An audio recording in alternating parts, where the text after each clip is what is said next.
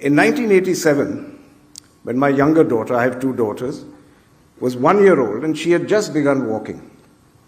Unfortunately, she grabbed a small glass vial of medicine lying on a low-lying table, and she fell while carrying it. And a small sliver of glass from that vial, that broken vial, cut one of her fingers and severed a tendon.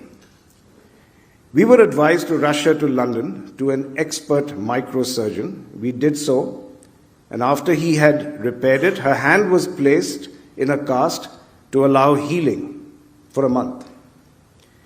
After a month of waiting with anxiety in London, when the cast was removed, we were horrified, and so was the surgeon to find that the finger still would not bend, and the surgery had been unsuccessful.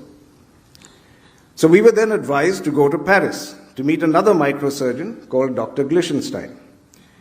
And when we entered his clinic, he examined her, looked at us, and said, "Why haven't you consulted Dr. Joshi?" And I said, "I'm sorry, excuse me, who's that?" And he said he's one of the finest hand surgeons in the world.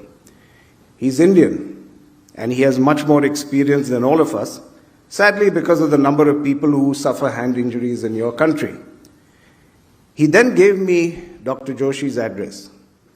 It was in Worli, Mumbai, barely 10 minutes away from my office. We returned to India, consulted Dr. Joshi. The very next day, he took my daughter once again into surgery, and he explained to me that the key was not the microsurgery procedure itself. It was the recovery process that was complex. Because the very same scar tissue that helps to heal a tendon potentially blocks the flexibility and free movement of the finger. So the trick lay in retaining the flexibility of the finger even while the scar tissue was forming. And the simplicity of the solution that he deployed, frankly, was breathtaking. After the surgery, he stitched into my daughter's tiny fingernail a simple metal eye hook of the kind you'll find in a blouse.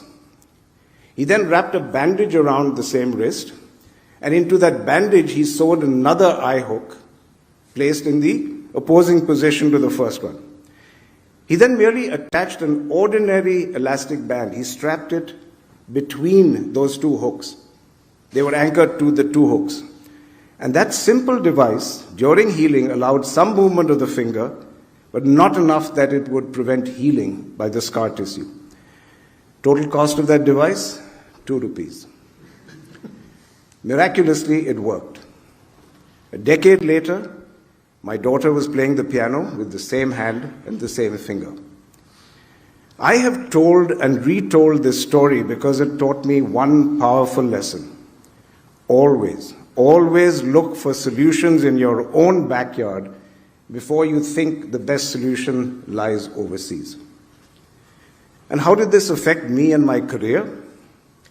Well, I'm certain that after that, when it came to making big decisions and big bets in business that were based on homegrown technology, I never again lacked the courage to do so. For example, many people have asked me how come I made such an enormous bet at risk to my career by pushing for the indigenous development of the Scorpio SUV in the late 1990s when we started. Why did I make that bet despite the cost that we were going to incur being higher than any capex the company had spent until then, despite our never having designed or built a vehicle by ourselves until then? Well, I'll tell you, I know that the humble Dr. Joshi had something to do with my willingness to make that bet, because my mindset had changed.